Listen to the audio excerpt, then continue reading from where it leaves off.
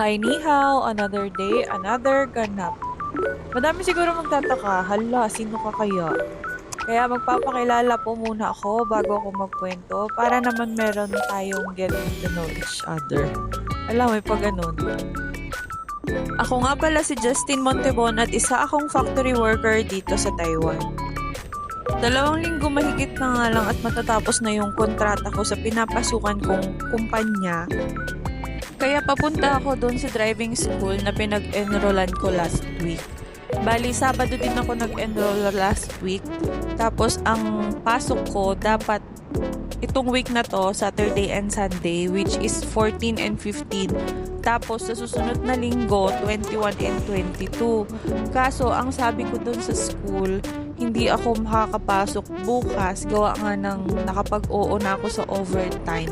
Pero next week, susubukan kong pumunta sa school ng Saturday and Sunday at magpapaalam na lang ako dun sa company na hindi ako makakapag-OT para naman legal yung hindi natin pagpasok. Yung written test pala at saka road test sa December 26 na parang 4 na araw lang yung schooling ko, which is 2 Saturday, 2 Sunday. Kaso, hindi nga ako makakapasok bukas kaya parang 2 Sabado tsaka 1 linggo lang. Tapos, exam na tsaka road test sa December 26. Yung nasa left hand ko pala na nakabalot ng puti ay helmet ko dahil nga bida-bida tayo. Charot. Nagdala nga ako ng sarili kong helmet dahil nga sobrang pawisin ko. Pero, meron naman silang pinoprovide sa school na pwedeng gamitin. Kaso yun nga, may reason naman ako. Sobrang pawisin ko kasi, kaya nakakahiya naman pag yung basang-basa yung buhok ko. Ewan ko ba, winter naman, pero parang, alam mo yun, hindi pa rin natigil yung pagiging pawisin ko, lalo sa may ulo. May pasok nga pala yung asawa ko, kaya nag-U-bike na lang ako para makapunta ako dun sa school.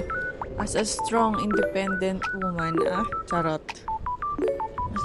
Kasi kung magta-taxi ako, mapapagastos ako sa pamasahe.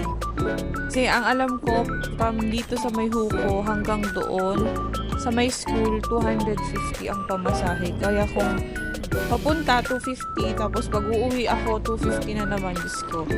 Mulubi tayo nito sa pamasahe pa lang. Kaya tsatsagain ko na lang mag-U-bike para naman mas tipid. Hindi ko alam lang kung magkano yung magagastos ko dito sa U-bike. Kasi dati, pumunta na kami ng Shinfeng Seaside nung wala pa kaming motor. Tapos, ang gamit ng asawa ko is yung bike namin. Ang gamit ko is U-bike. Tapos, umalis kami dito ng alas 4 ng madaling araw. Tapos, nakauwi kami mga 10 or pa alas 12 na ata yun. 160 lang yung nabawas sa sa yoyo card ko. Kaya siguro naman ito, lang siya. Mura-mura pa. Doble ingat na lang din kapag nagpo-bike kayo or kahit pa sa motor. Kasi may mga driver din talaga dito sa Taiwan na tatabihan ka talaga. Hindi ko alam kung anong trip nila sa buhay. Bakit kailangan nilang papasikat ata. Mga tipong ganun. Meron nga ako napapansin dito sa bike ko kanina pa. Parang may something mali. Kaya pag meron akong nakita na U-bike station, baka magpalit muna ako ng bike bago ako tumuloy dun sa school. Kasi meron akong madadaanan na matarik na kalsada pababa. Tapos parang yung kasi yung brake niya parang hindi masyadong kumakapit.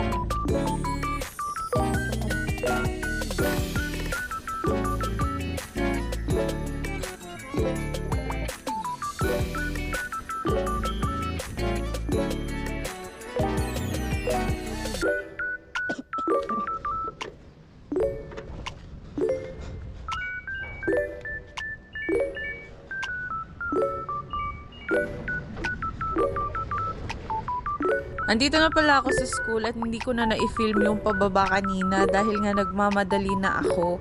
Kasi 8:30 ang call time namin dito sa school. Dapat nandito na ako kasi mag-start na yung klase. Ito nga pala guys, yung mismong, ang tawag doon, yung para sa road test. para makakuha ng driver's license maliban sa written test. Ito yun.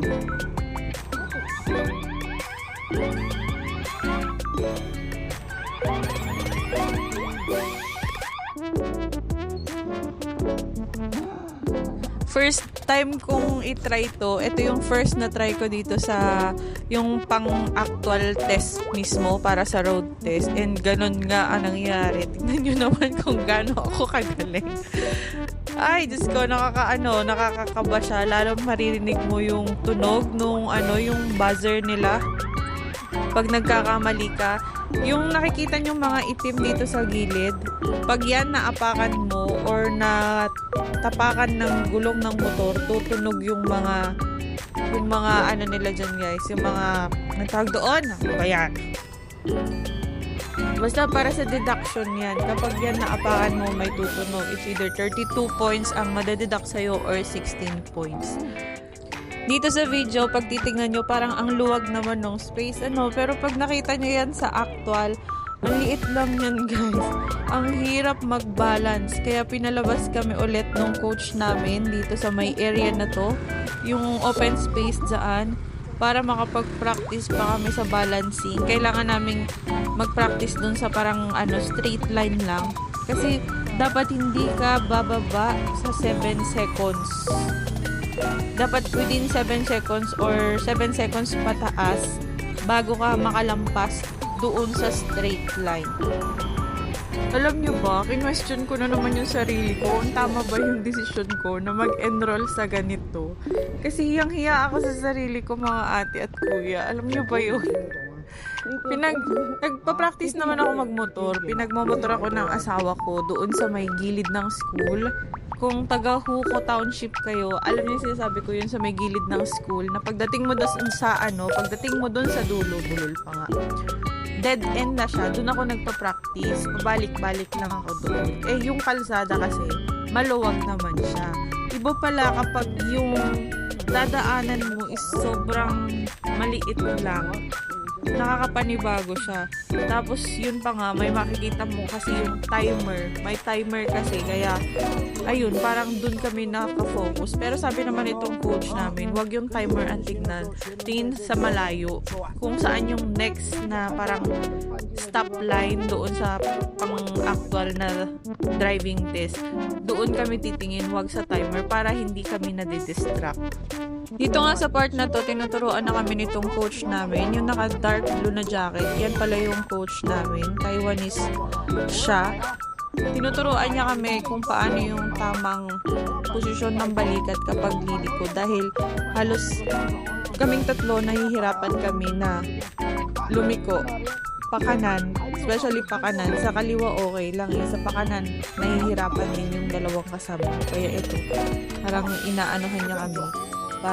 Tapos kailangan kasi relax ang balikat kasi dun parang yun ang napapansin niya sa amin, masyadong tense yung balikat daw namin, kaya parang nahihirapan kami lumiko.